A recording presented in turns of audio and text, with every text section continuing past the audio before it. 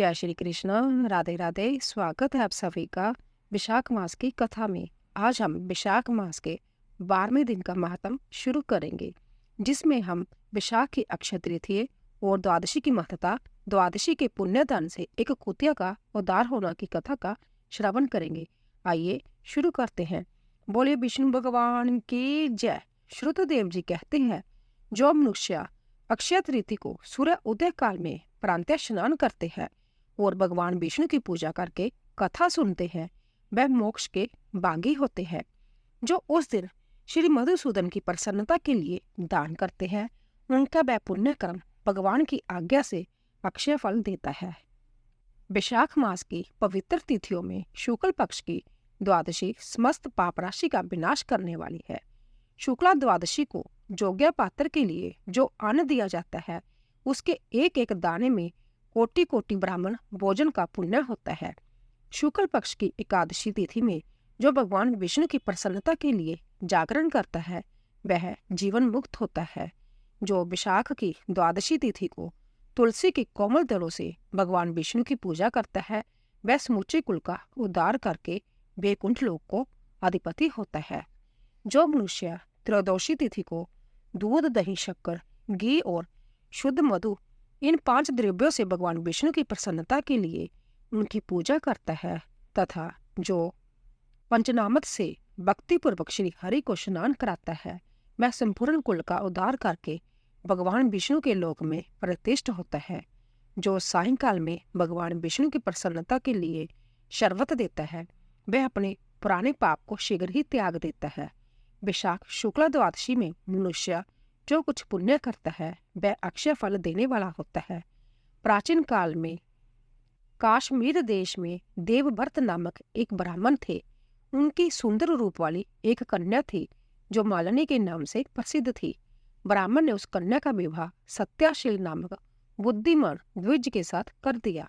मालिनी कुमार्ग पर चलने वाली पुंछली होकर स्वच्छता पूर्वक इधर उधर रहने लगी। वह केवल आभूषण धारण करने के लिए पति का जीवन चाहती थी। उसकी हितैषणी नहीं थी। उसके घर में कामकाज करने के बहाने उपपति रहा करता था। सभी जाति के मनुष्य जार के रूप में उसके जहां ठहरते थे। वह कभी पति की आज्ञा का पालन करने में तत्पर नहीं हुई। इसी दोष से उसके सब अंगों में कीड़े पड़ गए, जो काल, अनंतक और जम की भांति उसकी हड्डियों को भी छेदे डालते थे। उन कीड़ों से उसकी नाक, जीवा और कानों का उच्छेद हो गया। स्तन तथा उंगलियां गल गई। उसमें पंगुता भी आ गई। इन सब क्लेशों से मृत्यु को प्राप्त होकर वह नरक की यातनाएं भोगने लगी। 1,50,000 वर्षों तक वह तांबे के बांड में रखकर जलाई गई। 100 बार उसे कुत्ते की जोनी में जन्म लेना पड़ा। फिर सोवीर देश में पदम बंधु नामक ब्राह्मण के घर में वह अनेक दुखों से गिरी हुई कुतिया हुई। उस समय भी उसके कान, नाक, पूंछ और पैर कटे हुए थे। उसके सिर में कीड़े पड़ गए थे और जोनी में भी कीड़े भरे रहते थे। राजन, इस प्रकार 30 वर्ष बीत गए। एक दिन विशाख के शुक्ल पक्ष की द्वादशी तिथि को पदम बंधु का पुत्र नदी में स्नान करके पवित्र हो भीगे बस्तर से घर आया। उसने तुलसी की वेदी के पास जाकर अपने पैर धोए। देवजोग से वह कुतिया वेदी के नीचे सोई हुई थी। सूर्य उदय से पहले का समय था। ब्राह्मण कुमार के चरण औदक से वह नहा गई और तत्काल उसके सारे पाप नष्ट हो गए। फिर तो उसी क्षण उसे अपने पूर्व जन्मों का स्मरण हो आया। पहले के कर्मों की याद आने के से वह कुतिया तपस्वी के पास जाकर दीनतापूर्वक पुकारने लगी, हे मुने, आप हमारी रक्षा करें। उसने पदम बंधु मुनि के पुत्र से अपने पूर्व जन्म के दुराचारपूर्ण वृत्तांत सुनाए और यह भी कहा, ब्राह्मण, जो कोई भी दूसरी युवती पति के ऊपर वशीकरण का प्रयोग करती है, वह दुराचारणी मेरी ही तरह तांबे के पात्र में पकाई जाती है।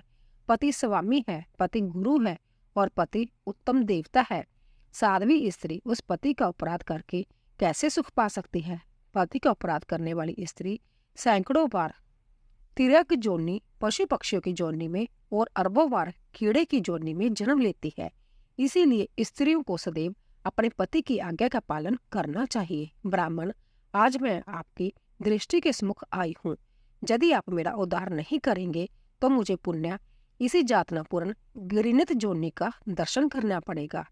अंत्या, हे बृहपर, मुझे पापचारिणी को विशाख शुक्ल पक्ष में अपना पुण्य प्रदान करके उबार लीजिए।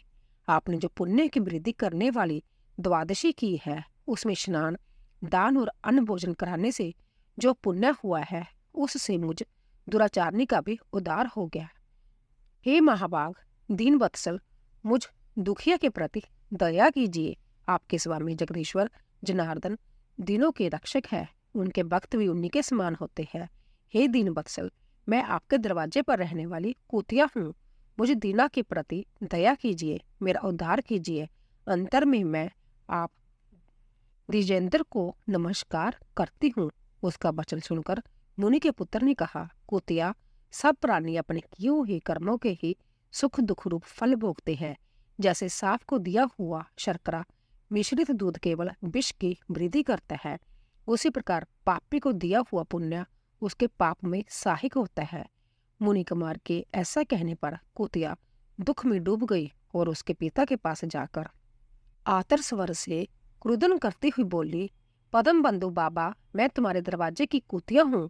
मैंने सदा तुम्हारी जूठन खाई है। मेरी रक्षा करो, मुझे बचाओ। गृहस्थ महात्मा के घर पर जो पालतू जीव रहते हैं, उनका उद्धार करना चाहिए। यह वेद वेताओं का मत है। चंडाल, कौवे, कुत्ते जब प्रतिदिन गृहस्थों के दिए हुए टुकड़े खाते हैं, अंत्य उनकी दया के पात्र है। जो अपने ही पाले हुए रोग आदि से ग्रस्त एवं असमर्थ प्राणी का उद्धार नहीं करता, वह नरक में पड़ता है।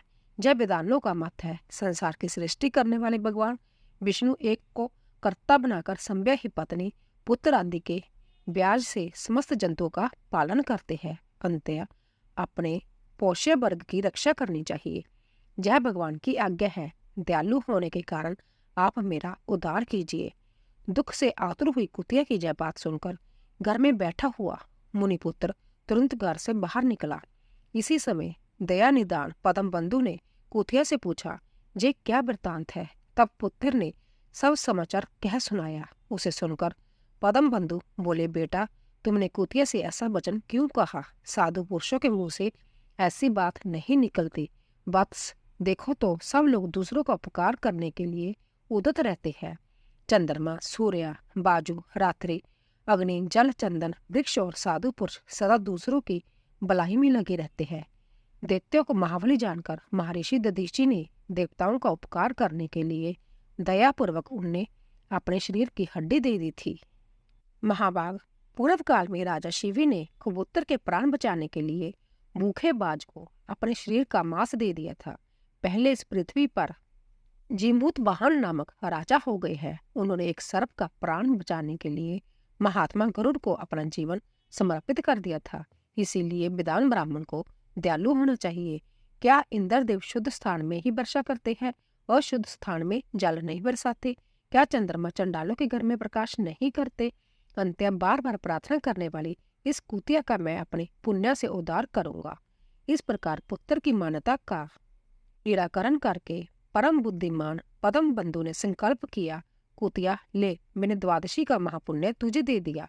ब्राह्मण के इतने कहते ही कुतिया ने सहसा अपने प्राचीन शरीर का त्याग कर दिया और दिव्य देह धारण कर दिव्य वस्त्र आभूषण से विभूषित हो दसों दिशाओं को प्रकाशित करते हुए ब्राह्मण की आज्ञा ने स्वर्गलोक को चली गई। वहां महान सुखों का उपभोग करके इस पृथ्वी पर भगवान नर नारायण के अंश से उर्वशी नाम से प्रकट हुए।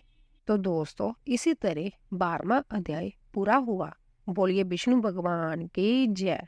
दोस्तों, अगर आपको हमारी कथा पसंद आ रही हो, प्लीज जाने से पहले चैनल को सब्सक्राइब कीजिए, लाइक कीजिए और शेयर कीजिए। आप सभी का धन्यवाद।